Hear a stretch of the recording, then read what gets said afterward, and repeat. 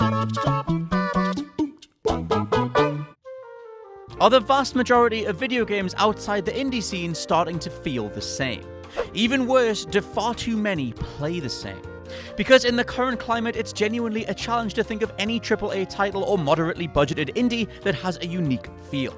The vast majority, from God of War to Horizon Zero Dawn, Resident Evil 2 to Apex Legends, have control schemes and overall sensations that force you to focus on everything other than the gameplay. For the most part, that doesn't actively hurt the overall experience, but it does make you harken back to a time when gameplay diversity was the order of the day. This medium is called video games after all. Now, don't get me wrong, the aforementioned titles and many I'll mention have tried and tested formulas, proven to work, casting the widest net and bringing in sizable profits for the developers, not to mention solid critical scores. But going forward as this generation winds down, boy are we in need of some new gameplay mechanics and innovation for the future. I'm Scott from WhatCulture.com, and these are 10 modern video game tropes we're totally sick of. Number 10, the CRAAAZY antagonist. Look, we all loved Vaas in Far Cry 3.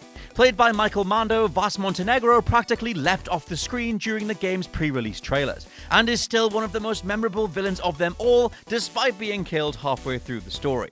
The problem though was scores of developers started to think that this was an easy way to tick the box of memorable antagonist, resulting in that scene where every hero wakes up from a stupor, eyes blinking as a one-man theatre performance struts around in front of you. All the Far Cry titles since 3 have had this, as did Dying Light, Days Gone, Call of Duty Infinite Warfare, Shadow of the Tomb Raider, Wolfenstein 2, and a ton more. You know how you can tell you've stumbled upon this trope too? The big bad will always shoot one of their own people, preferably just after the gun was pointed at you or a friend of yours that was held hostage. Every single time. Number 9, you can play however you want. Artificial customization. Look, I adore God of War, but for as much as Sony and their Santa Monica team stated that you could play your way in regards to Kratos, my build of the character was likely 95% exactly the same as yours. The difference? He could equip a few different percentage buffs and special attacks, but the vast majority of his abilities and the way that we played were identical. However, you'll see this approach to marketing across the board. In an age where the RPG label increasingly means nothing other than there are some numbers to make go up, it's resulted in what used to be that genre's biggest selling point, actual customization of an avatar, being spread across every major release. The issue is that on the other end of so much potential customization is a character with animation sets, physics, etc. that uniformly produce the same result. Arbitrarily increasing damage or defense output while creating level paths and enemy types that don't change no matter what we do isn't playing our way. Think about it. What even is the RPG genre in the current age? Number 8, incrementally numeric skill trees. The latest offender of this at time of writing is Marvel Ultimate Alliance 3, a game bursting at the seams with memorable characters and iconic power sets, and yet you're left unlocking plus 20 vitality or plus 10 health after you've acquired each character's main abilities. Now, props to Team Ninja for giving us additional moves for each hero or villain whatsoever, but far too many titles fall back on such an ultimately boring method of character progression. Fallout 76, Anthem, Star Wars Battlefront 2, The Division, Destiny, even God of War had its rune system. So many games show numbers popping off when you attack or resign them to level up screens too, and this is assumedly meant to be as satisfying as unlocking an entirely new move, weapon, combo, environmental interaction, etc.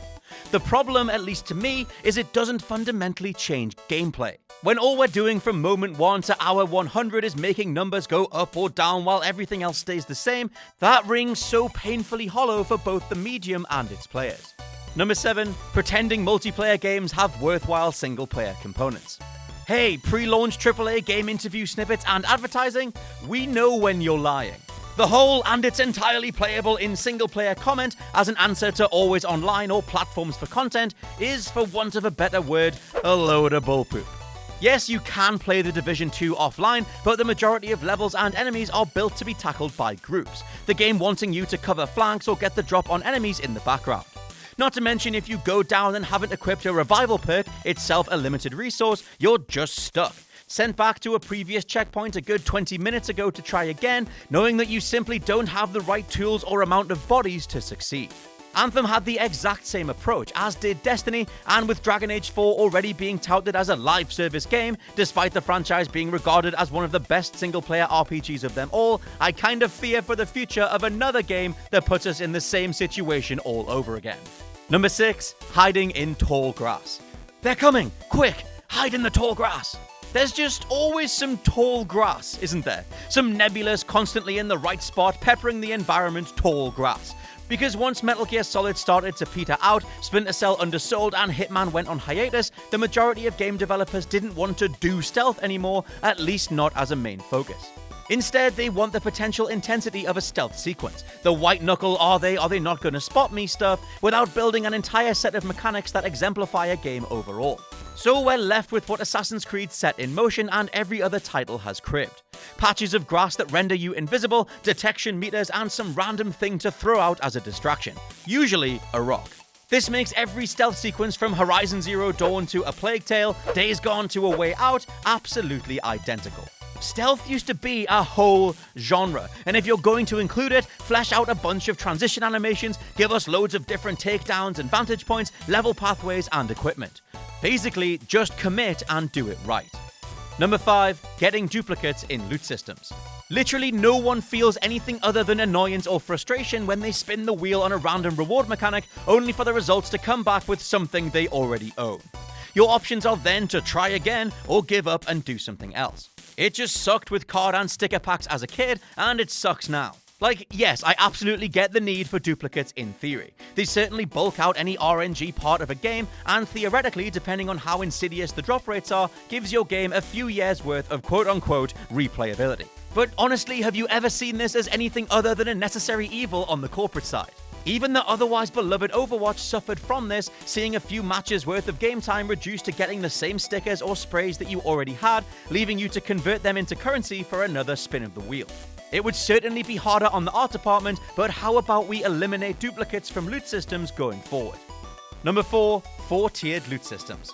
Speaking of such things, the standard 4-color loot system is looking very long in the tooth. When everything from Star Wars Battlefront 2 to freaking Fortnite has pumped out gear ranging from blue to green, purple, and gold, it is time for a change.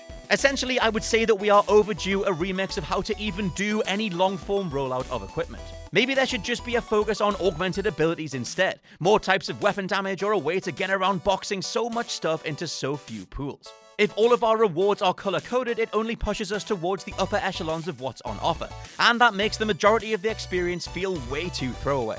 For another thing, the majority of players are discarding so much gear from the first 2, if not 3 tiers of rewards, it's a spectacular waste of time on the development side. Granted, this does depend on how the game is tweaked overall, but it's safe to say we're all far too familiar with grey and green items meaning literally nothing. Number 3, bad checkpointing. My all-time pet peeve in gaming is bad checkpointing. I honestly cannot stand when a developer throws you back before an unskippable cutscene, only to provide a challenge that clearly requires trial and error or considerable amounts of time to surmount. Pretty much the only exception is Dark Souls, as you can at least find some alternative path or some enemies to grind for a bit, and even that wore mighty thin when I was fighting Ornstein and Smart. Regardless, in 2D platformers especially, just make like Celeste and restart us right where the obstacle that killed us was. If the challenge is overcoming that particular gauntlet of platforms or enemies, that should be the focus. Challenge is not how much time wasting will you put up with. Number 2, being open world just because it's popular.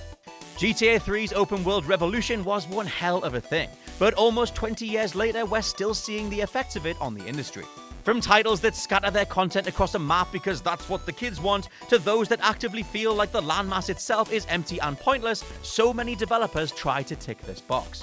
Rage 2, Mass Effect Andromeda, Homefront: The Revolution, all 3 actively disconnected you from the meat of the experience and asked you to kill a good 5 to 10 minutes every 20-ish minutes traveling around just to find the game again. I'm gonna throw Batman Arkham City in here too. Arkham Asylum was one of the most atmospheric and well-paced games of all time, but Arkham City broke up the more designed parts of the experience to let you search for hidden side missions and punch small groups of thugs for a bit of XP. At least Arkham Knight then loaded Gotham with tons to do, but there is a reason people talk about Arkham Asylum being the best of the bunch. Mafia 3 also steered headlong into more scattered mission objectives than its predecessors, Splinter Cell Blacklist had wider levels that you had to replay with different goals, and Metal Gear Solid 5's Afghanistan and Africa settings were ultimately pointless, as you just dropped into mission areas rather than drive between them. And number 1, the Souls formula and control scheme. This is complicated, because the Souls formula has led to some of the best games of all time, but I'm gonna say that only From Software seem to be able to do it right. Dark Souls, Bloodborne, Sekiro, all are exemplary. Well thought out rollouts of weaponry, detailed levels, and excruciatingly hard boss battles that require a lot of player investment to surmount. Everything that cribs from these core tenets though, that's where we see one company's signature work get stretched out to breaking point. Lords of the Fallen, Neo, Ashen, Salt and Sanctuary, Assassin's Creed Origins also saw the franchise remap its controls and combat to be more like a Souls-like. And though it succeeded in making AC popular again, you have to wonder just how many more titles are gonna do the same.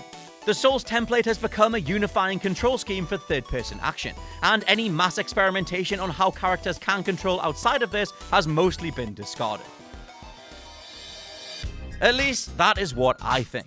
Let me know what you think down in the comments below about modern video game tropes and whether you're sick of them too. For now, I've been Scott from WhatCulture.com. Please check out the WhatCulture Gaming Podcast, and I'll catch you soon.